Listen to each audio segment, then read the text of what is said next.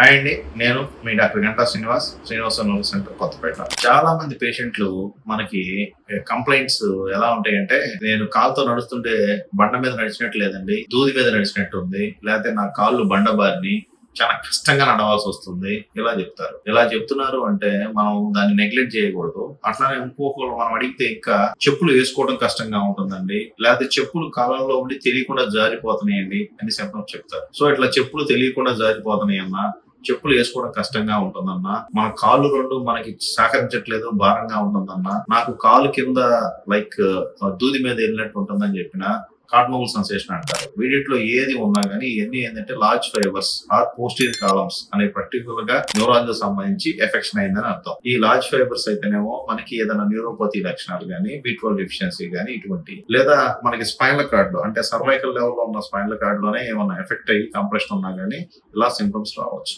So patient చెప్పే symptoms బట్టి మనం న్యూరాలజీలో యాక్సిస్ లో ఎక్కడ ఎఫెక్ట్ అయింది అని తెలుసుకొని దాన్ని బట్టి మనం ట్రీట్మెంట్ చేయడం జరుగుతుంది. Thank you.